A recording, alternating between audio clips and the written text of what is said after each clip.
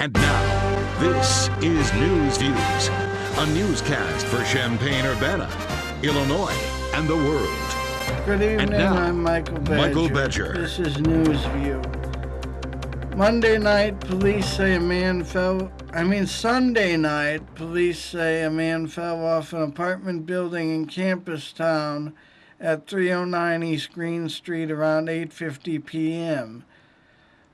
The name of the man killed after falling from the 8th story of the high-rise is 29-year-old Justin Howie, who died from blunt force trauma after the fall. In other news, according to WCIA TV, Channel 3 in Champaign, Illinois. And the next story comes to us from WANDTV.com. And they say a new scam has hit Champaign. The Don Moyer Boys and Girls Club in Champaign is warning against a new scam in Champaign. Comptroller Tammy Ebert reports the club received 2 calls this week from people who had been approached by a door-to-door salesperson. The alleged salesperson claims to be selling magazines to raise funds for the Boys and Girls Club, but Ebert says the Boys and Girls Club does not hold door-to-door fundraisers and urges those who have been hit to contact the police. At this time, a description is not available for the scam artist. Police could not be reached, but Ebert said there are no reports of anyone purchasing a subscription. And also, according to WANDTV.com, Crime Stoppers of Sangamon and Menard counties are asking for your help in a home and homicide investigation. The incident took place at Sandtrap Tavern at 1510 Melrose in Springfield. Police say a disturbance led to the shooting of a 22-year-old man. The suspect was described as a dark-skinned African-American man with twisted braids. He was 20 to 30 years old, 5 foot 9 inches tall, 170 pounds. He wore a white t-shirt, jeans, and was holding a chrome handgun. If you have any information about this crime or any other crime, you are encouraged to call Crime Stoppers at 788-8427. You can also submit your tip online at cashfortips.us or by text at TIP672 plus your message and send that to CRIMES on your phone. You could get a cash reward of up to $1,000 for information that leads to an arrest. And remember, Crime Stoppers only wants your information, not your name. And also, according to WAND-TV 17, Indicator, members and supporters of the Champaign Federation of Teachers picketed Monday night's school board meeting. These teachers are currently working without a contract. Last year's contract expired in June and imposed a salary freeze. Our teachers say they're fighting for better terms.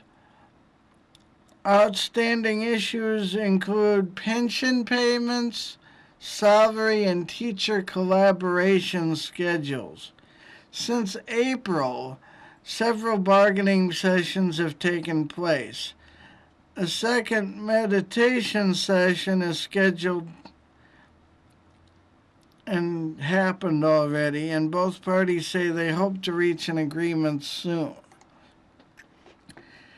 And according to CBS at washington.cbslocal.com for Washington, D.C., Israeli Arab official An Israeli Arab official has warned of Armageddon, quote unquote, over an anti-Islam film.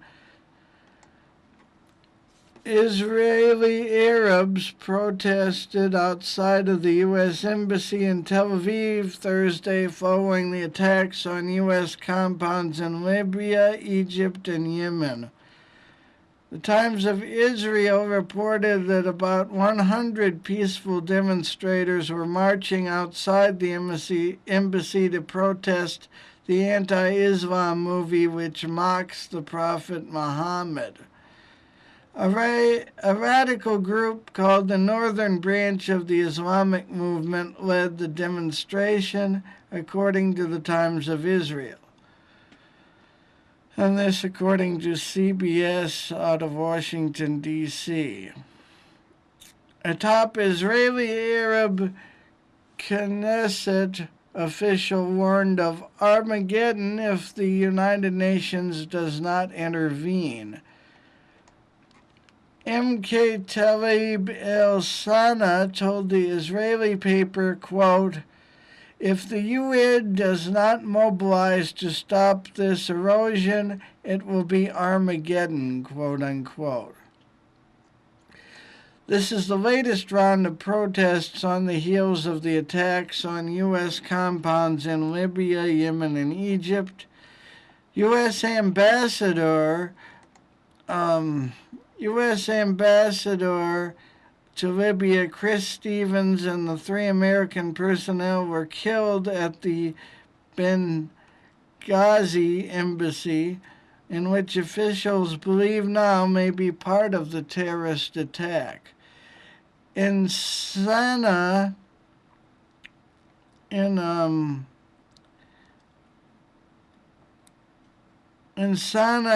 and Cairo, Egypt, thousands stormed the embassies and burned the American flag. President Obama made separate calls Tuesday evening to the presidents of Libya and Egypt, urging them to work with the U.S. to ensure the safety of diplomatic personnel. Obama and Libyan President Mohamed Maghrif vowed to work together to identify the Benghazi attackers and, quote-unquote, bring them to justice, the White House said in a press release.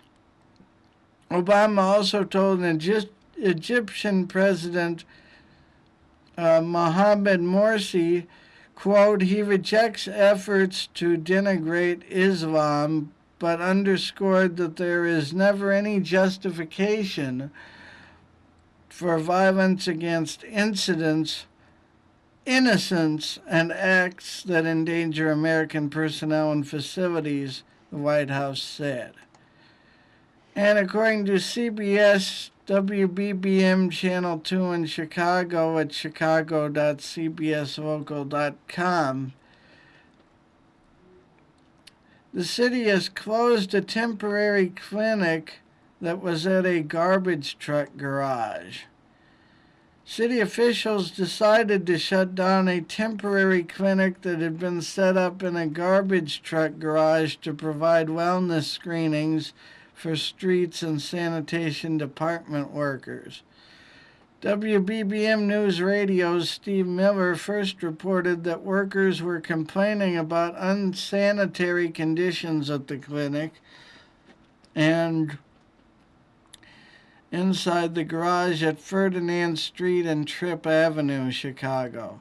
Streets and sanitation employee Marty Zamora had said when he and his co-workers arrived at the garage this week, they found a temporary clinic that had been set up, and they, quote, thought it was something unreal. I mean, are we seeing this, unquote. He said he was shocked to see blood being drawn for cholesterol and triglyceride tests inside a garage that, quote, reeked of garbage and decay, unquote.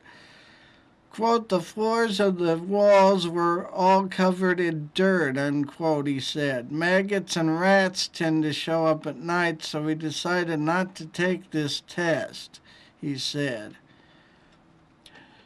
Zamora took photos, and they do show some oil stains on the garage floor with the temporary clinic in the background. We were appalled and disgusted, he said, and felt there was no hygiene at all, he said. Ethiopian camps out there look better than this thing. I've never seen something so bad, quote unquote. After taking the workers' complaints to city officials in Chicago, a spokeswoman for the Chicago Department of Streets and Sanitation said the garage would no longer be used to house a temporary clinic.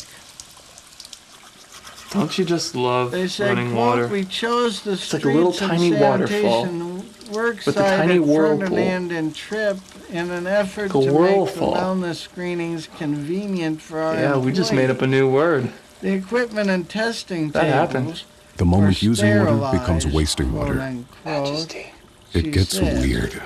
Get normal Quote, by visiting however, in response to wastingwaterisweird.com. feedback from our employees, we will discontinue the use of this site and will continue to work closely with employees to connect them to alternative screening locations, including libraries and park district facilities, according to WBBM Radio's Steve Miller.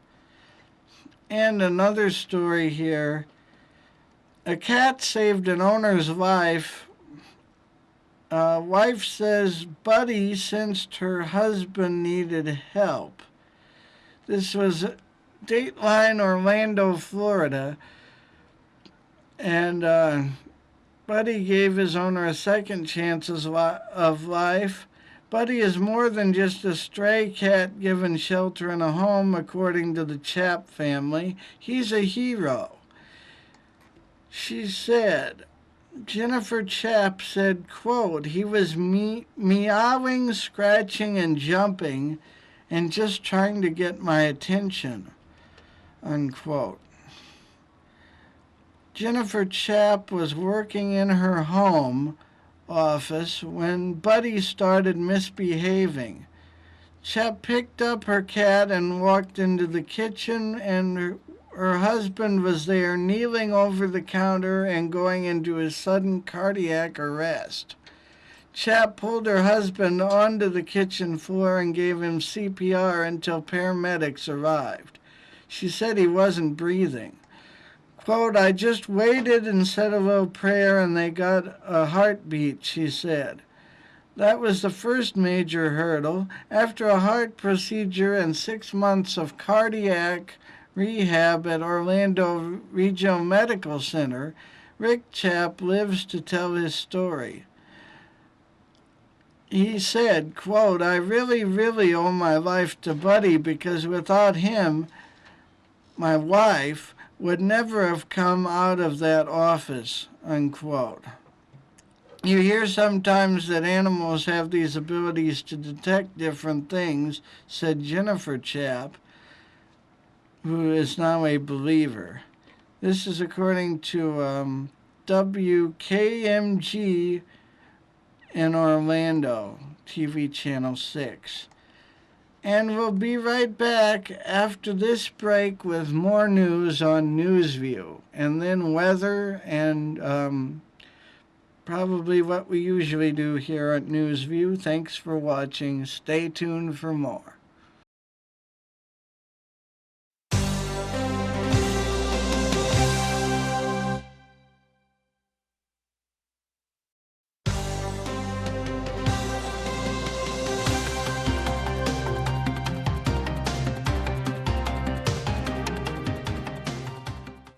And here's more news for you on Newsview. According to the Los Angeles Times, robbery suspect tossed cash into the air during a pursuit.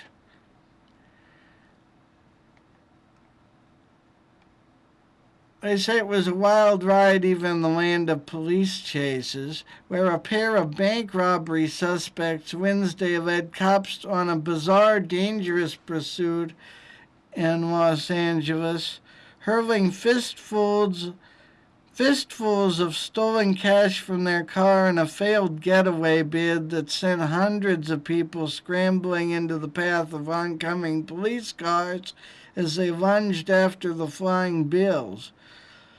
Although it was almost certainly a self-serving gambit meant to slow their pursuers, the robbery suspects' decision to share the loot in such a brazen fashion made them instant heroes to many in the impoverished South LA neighborhoods where the chase came to an end. "It's our neighborhood stimulus package," quote-unquote, laughed Diane Dorsey, who watched the bedlam unfold from her front yard at the corner of Kansas and Vernon Avenues. "Kids were smiling like it was Christmas," added a neighbor who gave only his first name, Deason. More than a few compared the suspects to a certain folk outlaw known for robbing from the rich and giving to the poor. Los Angeles police spokesman Commander Andy Smith tried to lock down such talk and said, "Robin Hood is not how I would describe these guys," quote-unquote, he said. "It's just the worst side of human nature." This made-for-Hollywood chase began 40 miles to the north in Santa Clarita, where 4 armed men held up a Bank of America branch shortly after 10 a.m., then fled back in a black Volvo SUV that had been reported stolen hours earlier, said police. Deputies from the LA County Sheriff's Department quickly located the suspects and began to pursue them. Shortly after the chase began, 2 of the men bailed from the vehicle in an attempt to escape on foot, but were taken into custody instead, said Captain Mike Parker, spokesman for the Sheriff's Department. The 2 remaining suspects continued on, jumping from freeways to streets and back again as they wound their way through the San Gabriel Valley in Pasadena and onward through the skyline of downtown Los Angeles.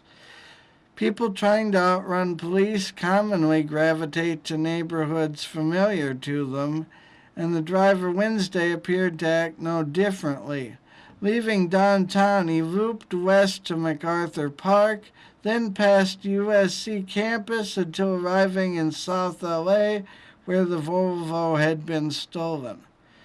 Up to this point, the chase had followed the script of countless others before in Los Angeles, where police pursuits pass as televised entertainment captured in real time by ubiquitous news helicopters. This according to the Los Angeles Times. But then, as men sped through congested residential neighborhoods with more than a dozen Sheriff's Department vehicles in pursuit and a police helicopter tracking them overhead, the windows in the back seat of the SUV went down. A hand grasping a wad of bills emerged and let go, sending the money fluttering to the pavement.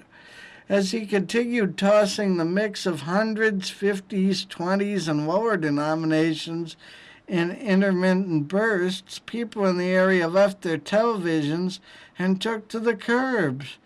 The suspect waited until the car reached corners with large gatherings of people before sending more plumes of bills out the window.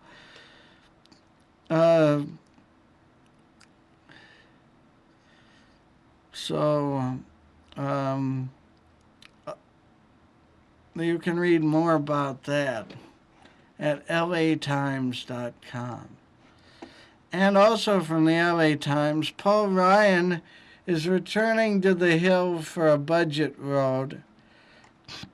He's going back to Washington, D.C. for the first time since becoming Mitt Romney's running mate for the Republican candidacy of president and vice president, Romney being presidential candidate and Ryan being vice presidential candidate. And he did this to vote for a federal spending bill that does not employ his preferred way of budgeting. The GOP vice presidential nominee arrived Thursday at Washington as the House Democratic campaign chairman told reporters the Wisconsin congressman's ascent has been a disaster, quote unquote, for the GOP. Ryan, the House Budget Committee chairman, is the architect of his party's austerity budget, which is a blueprint for slashing federal spending and turning the Medicare health program for seniors into a voucher-like system. His budget aims to reduce the nation's debt load by growing the economy with tax cuts and balancing the budget in coming years. Thursday's stopgap budget measure would fund the government for 6 months and start the fiscal year October 1st, but it is set at higher spending levels than Ryan prescribes, so he's going to be there to, vote against this bill. And the Senate's expected to approve the bill before the month-end deadline. Republicans are also expected to pass House legislation to prevent cuts by the Pentagon they had agreed to last year but are now trying to stop. And according to Bloomberg.com, the New York City Health Panel has backed Mayor Bloomberg's ban on supersized sodas. New York City will restrict sales of sugary soft drinks to no more than 16 ounces a cup in restaurants, movie theaters, stadiums, and arenas after the Board of Health approved Mayor Michael Bloomberg's plan.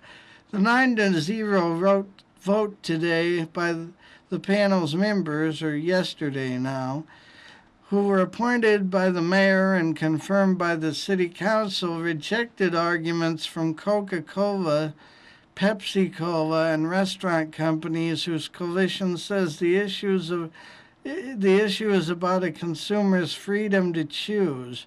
The group's websites say it has attracted more than 250,000 New Yorkers opposed to the plan. And you can read more about that at Bloomberg.com. And from the BBC, they say deaf gerbils can hear again after stem cells have cured their hearing in their ears. UK researchers say that hearing partially improved when nerves in the ear, which pass sounds to the brain, were rebuilt in gerbils. Getting the same improvement in people would be a shift from being unable to hear traffic to hearing a conversation. However, treating humans is still a distant prospect. If you want to listen to the radio or have a chat with a friend, your ear has to convert sound waves in the air into electrical signals which the brain will understand. This happens deep inside the inner ear where vibrations move tiny hairs, and this movement creates an electrical signal. And one last story here. According to foreignpolicy.com, thecable.foreignpolicy.com, the White House clarifies Obama's statement that Egypt is not an ally. Is by Josh Rogan. President Barack Obama didn't intend to signal any change in the U.S.-Egypt relationship last night when he said Egypt is not an ally, quote unquote. For more information, said the White visit House to the Cable today. In an interview with Telemundo Wednesday night, Obama said that the U.S. relationship with the new Egyptian government was, quote, a work in progress, unquote, and emphasized that the United States is counting on the government of Egypt to better protect the U.S. Embassy in Cairo, which was attacked by protesters on September 11th. And you can read more about that at thecable.foreignpolicy.com. Stay tuned for weather right here on Central Illinois' NewsView. And here's your NewsView weather forecast for the weekend. Friday night tonight, mostly clear, a low of 49. Saturday, sunny skies, high 76 degrees. Saturday night, mostly clear skies with a low of 50. And Sunday, mostly clear, 76 degrees Fahrenheit. Sunday night, mostly clear in Champaign and Central Illinois with a low of 52. That's Sunday night. And this has been your NewsView weather forecast for most, if not all, of Central Illinois and Champaign-Urbana.